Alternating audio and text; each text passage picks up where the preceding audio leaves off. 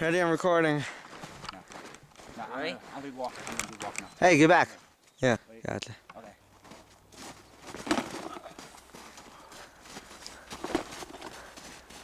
That was awesome.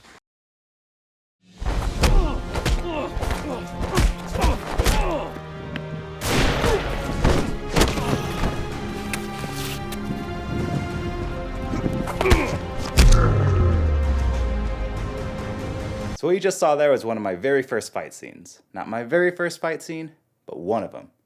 And you probably noticed a pretty significant difference between the two. And the other day I was looking through my old hard drive and I was looking through my really old films. Like really old films. Like 2008 kind of old. And I'm in no way trying to toot my own horn here, but I realized how much of a better filmmaker I've become since I first started making movies. So today I wanted to discuss with you guys how I try to improve with every single film and video I make and ultimately become a better storyteller and a better person day by day. So like I say in the beginning of every video, I'm not a professional with 35 plus years of experience in the field. So I'm just a teenager with the love and passion for making films, so take everything I'm about to tell you with a grain of salt.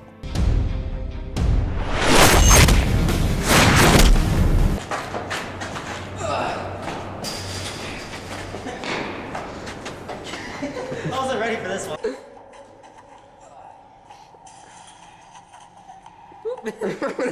So I first started gaining an interest in making films back in 2008 after watching a horror film directed by Neil Marshall called The Descent, and I believe that came out in 2005. And then a year later I was watching the end credits of this skateboarding video called Lakai Fully Flared, and I was trying to figure out how they did all these cool special effects in that movie. So I was watching the credits and it said edited with Adobe After Effects. So I Googled it, I found out what the program was, I fell in love, I found out who Andrew Kramer is, I fell in even deeper love. Once I downloaded the free trial, the rest is history, and I've been using that program almost every day for the past 6 or 7 years now. So once I taught myself the basics of video production, I was slowly able to build my knowledge off of that. Every shoot that I did, I would have a new piece, well I didn't actually have a new piece of equipment every shoot that I did. Wasn't rich, but I would learn new things every single shoot that I did, or I'd eventually start to get a new piece of equipment. But I learned time management skills, I learned how to speak professionally, I just learned how to manage my equipment better. Even if I was shooting by myself, I learned how to properly have set etiquette, even by myself, to make sure that the set runs efficiently. So all of that ultimately led me to believe that I just needed good equipment and I just needed to be good on set and everything, but eventually I realized that all this, it doesn't matter if you have a Blackmagic cinema camera or a Sennheiser 416 mic or the best equipment in the world, all this is for is to tell a story, whether it's filmmaking or commercials or documentary work. All this equipment, all this work is just to tell a story, and I realized that by shooting every day. So that's really ultimately what you were trying to do here, is tell a story. And as an example of that, I'm going to show you guys a montage of dialogue scenes that I've done between my first film all the way down to the film that I'm finishing now, which I guess you're getting a sneak peek at. So you'll see a big difference between directing quality, acting quality, sound quality, cinematography from my first film all the way down to the film I'm doing right now. So check that out.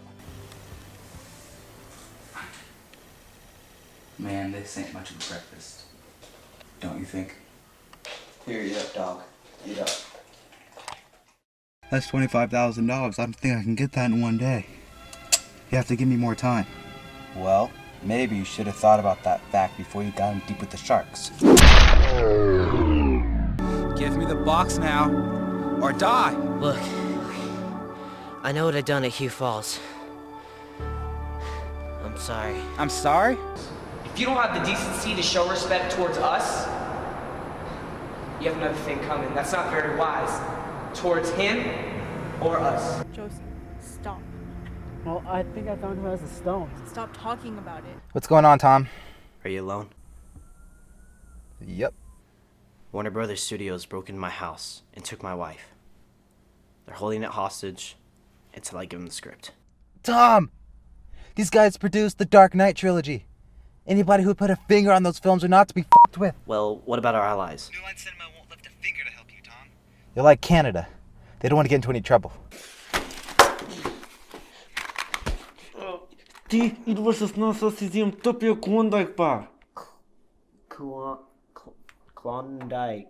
Klondike? Klondike bar. My job to make sure everyone gets a fair opportunity to release their bowels in a stress-free environment. Sport. I understand that perfectly. Nope. See, you don't understand sport. You don't. Hi, spare change? No, I don't have any change. What were you doing on my car? Change? I don't have any. Alright! Here's $1. Get out of here. Okay, hold on. I gotta go to the bathroom. Hold that 1 second, okay? Fine. Well, see that guy over there? That's my younger brother Nash. He's 23. He's got the virus. Wi-Fi draws setting in right now. So you can definitely see and hear the difference in each clip that I just played. Using sound as an example, in 2012 I bought myself a Zoom H4n thinking that's all I'll need. I'll have cinema quality sound, you know, I have an audio recorder now, I'm good. But I realized a year later I'm actually gonna need an external microphone. So eventually I saved up a lot of money and bought myself a Rode NT-G3 and I thought, well, this is practically a $1,000 mic, I'm set, I don't need anything else. So eventually once I learned how to use the mic, I realized different mics they're made for different environments. And I realized, okay, this mic isn't the greatest for shooting indoors. And then once I learned how to use this mic properly, I realized you still have to edit the audio. It's almost like video with dynamic range. If you're shooting in log, you still have to edit your video. Same thing with audio, and I didn't realize that. Tell me more about this phantom power. The director knows a lot about this stuff. Pistol grip going into the Zoom H4n because it provides like phantom power. And then since it's like a directional mic. Maybe you should say it. Does she know all that stuff? Because to me you sound like you're doing an algebra problem. I didn't know anything about EQing, compression, low pass, high pass filters, de-essing. I didn't know anything about that. In fact, the first time I learned what reverb is, I actually overused that effect in this video. Okay, how many African babies have to die? I want my money at any cost. Absolutely. Absolutely, okay. I hope I can trust you, Tom. I hope so. Okay. Thank you. Morsna. Hello? Norma, yes. I just talked to Tom. He's getting my money. Now, what can you do to get my money? Because the more money I have, the better. And the more money I have, the more money you get. Oh yes, Tom liked that too. And sell the stocks. Sell, sell, sell. I don't care what you have to do. Whatever you do, make sure... Look, I don't care what you do with the stocks. Just make sure whatever you do, it gets more cash in my pocket. No, I don't care about the company. I just care about the money. Then once I learned what reverb did, I started messing around with other audio effects like low pass and high pass filters, and I realized with those kind of filters, you can make your audio sound like it's coming from a different room, or you can make it sound like you're having a phone conversation with someone on the other line. There's a ton of different things you can do with those effects, and then I actually tested those effects in this video.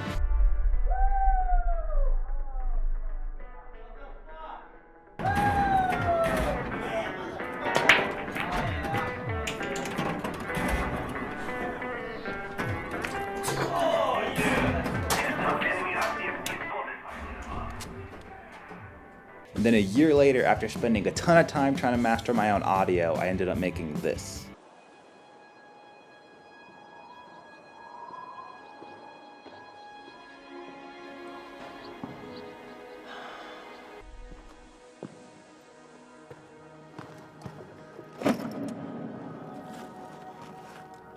So as you can see, there is much improvement with that video, but it still could be a lot better. But everyone improves at different rates. For example, someone will message me on Facebook or Twitter and they'll ask me to check out their work, and I will. And then they'll say that they've been making videos for a few months, and I watch it and it's amazing. I'm like, wow. It took them a few months worth of learning to make something spectacular. Me, on the other hand, it took me 2 to 3 years to learn the difference between 4:3 and 16:9. My main premise of that is that there's an area in the film industry or the film community, whatever you want to call it, where we're all similar, and that is that at some point or another, you're either gonna have A, wanted to give up, quit, or feel very, very discouraged about what you're doing. And that happens to all of us. You can be a beginner, or you can be Martin Scorsese. I'm sure at some point, you've probably wanted to give up or realize that you're in over your head or anything like that. And my advice for that, and what I've learned through making films throughout the past 5, 6, or 7 years, is having a good attitude. And I like to use the phrase, your attitude determines your altitude. So what I learned is when you're the director, which is what I want to pursue in this industry, is the crew, everyone is going to be coming to you with the problems, and you're going to have to be the one to stand your ground and be like, okay, well, all this is going wrong. What's my attitude going to be? You're going to have a positive attitude about it. Because there's Murphy's Law, for example. Ryan Connolly from Film Riot's always saying how Murphy's Law is attacking their set and all these bad things are happening. And on my latest shoots, I kind of trusted that. I'm like, okay, well, Murphy's, I'm sure if it happens to him, it's going to happen to me. You know, Murphy's Law seems to happen to everyone. So I didn't prepare for the bad things to happen. I expected bad things to happen. I expected things to go wrong.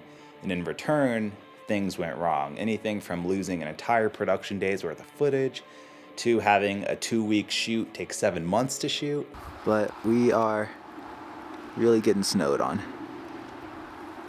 And it is ruining the shoot. And that's where I learned, don't expect for things to go wrong. Don't plan for things to go wrong, but prepare for it. You know, always have a backup, always have a second camera, always be prepared, be smart, obviously, but don't expect things to happen. And when they do, take it as it goes, have a good attitude.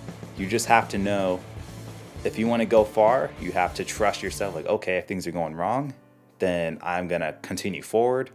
I'm gonna continue making my movie, because anyone can start a movie, anyone can start a project, but it takes a lot of work and effort to finish a project. So if you want to quit and give up, you know, that happens to people, but if you want to be some of the few who never give up, never quit, and make sure that you get your project finished, that is, I'm sure, how you'd get your career, how you'd become one of the top directors, editors, DPs. And essentially, that's what I've taken out of being a filmmaker throughout all these 7 years of making movies, is having a good attitude. If I'm filming in a 115-degree garage making a clone video for 6 hours a day, and if I'm gonna dread in it, if I'm just gonna hate it, then I'm probably not gonna make a good video.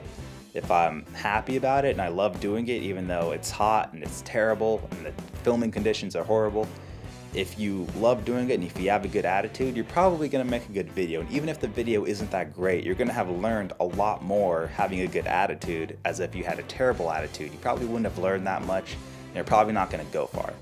So just remember, having a good attitude, people are going to want to work with you, people are going to respect you more, you're going to make better content, and ultimately be a better filmmaker.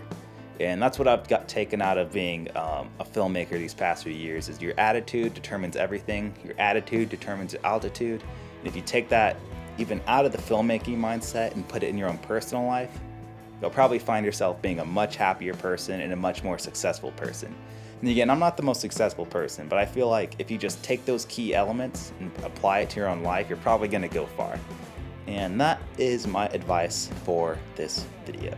Hope you guys enjoyed this video. If you guys wanna follow me on social media, all that information's in the description. I'm actually finishing up my short film right now, The Last Hotspot. It's just taking the final stages of post-production before it'll be uploaded to YouTube for you guys to see. It's been a long time making that, but it's finally almost done. Thank you guys so much for watching, and I'll see you guys next time.